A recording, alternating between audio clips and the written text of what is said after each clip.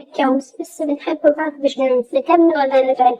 أنا منفصلة من أطفال لأني مقعدتش متجوزة شهرين على بعض، وكان الشهرين دولت مليانين مشاكل وضغط نفس وشديد، وينهي كمان وجع قلب. حسيت إني غريبة في البيت ومش مرتاحة، مع إن جوزي في الأول كان بيني وبين إنه شخص محترم وهو يعني ودخل حياتي عشان يساعدني، لكن للأسف اكتشفت إن دخوله كان أكبر عمر. هو دخل علي بفلوس ومركز في الشغل والعربية آخر موديل والشقة مكان كويس وحاجات كثيرة، شكلها كانت تبان إنها تسعد أي واحدة، بس جواها كان في مشاكل أكبر من اللي كنت أتخيله. الحمد لله إني لحقت نفسي واتطلقت قبل ما يحصل حبيب ويكون فيه أطفال. كيف تتخلص من ده القصة دي؟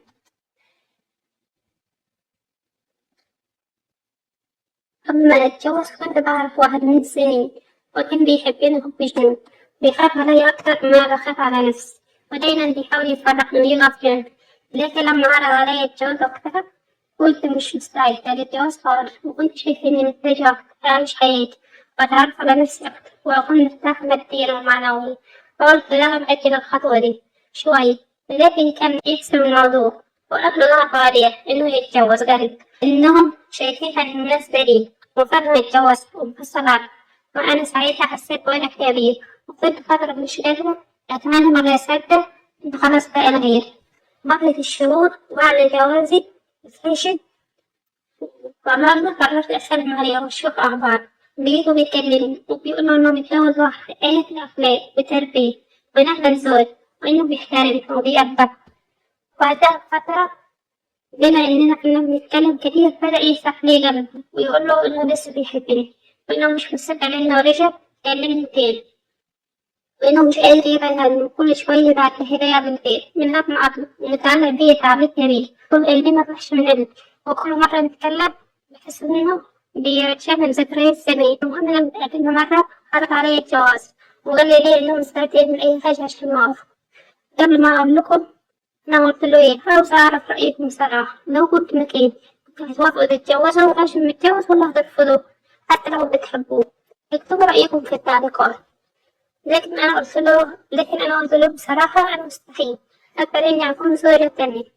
عاوزني يبقى طلاق مراتب زدنا أنا الطلاق، وهو قال لي إنه بيحبنا إحنا الاتنين، مش قادر يستغنى عن أي واحدة فينا، بس بيرتاح معايا نفسيا أكتر، بيحس إنه على طبيعته مرتاح وهو معايا.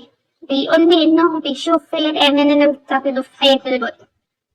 هو بيحاول يقنعني، لكن أنا عندي مبدأ مش هتنازل عنه، إني ما اتجوزت واحد يكسب أخته بيني وبين واحدة تانية، لأن إحساسي بإنه هيمشي مني ويروح لها في أي وقت إحساس بيموتني من جواي.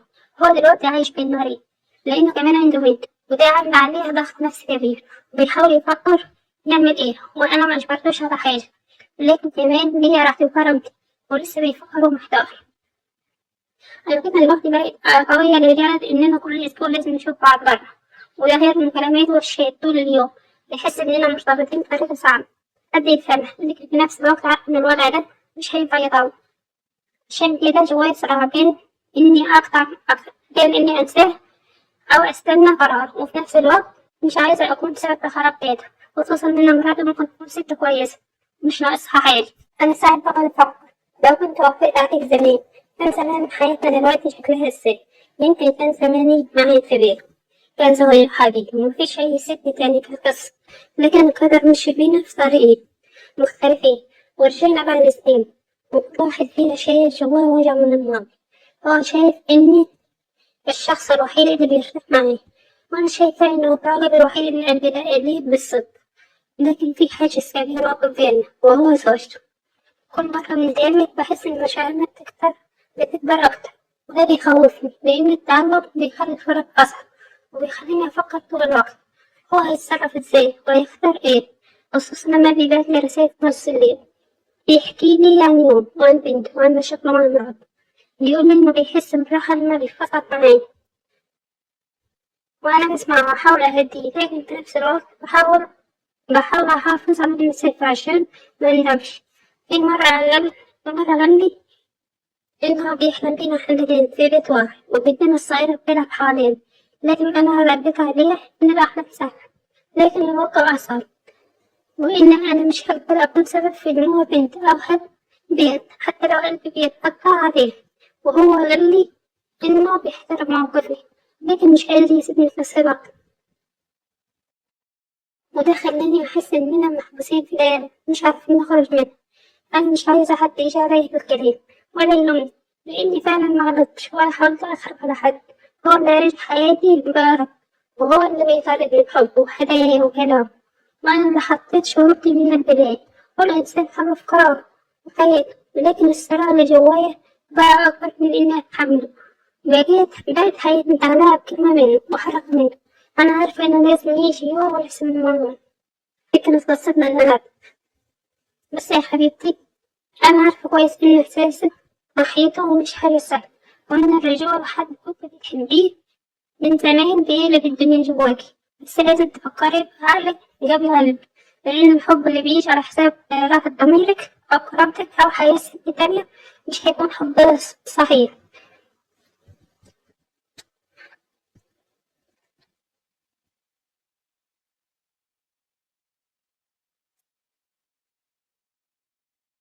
ولا هيجيب لك راحة، هيكون وجع أكبر كثير، وهيكون وجع أكبر بكثير من السعادة اللي بتحسيها دلوقتي. يمكن هو بيقول إنه مش قادر يعيش من غيرك، بس برضه مش قادر يستغنى عنها. ده معناه إن قلبه متقسم، وإنت تستاهلي حد قلبه كله ليكي، مش نص ليكي ونص لواحدة تانية. خليكي دايما فاكرة إن الراحة الحقيقية مش مع الشخص اللي بيخليكي تقلقي كل ما يسيبك ويروح. الراحة مع الشخص اللي وجوده في حياتك أمان مش أبد، وساعتها حتى لو اتأخرتي في القرار هتكوني كسبتي نفسك وكسبتي كرامتك قبل أي حاجة. ودي كانت قصتنا النهاردة، مستنية رأيك.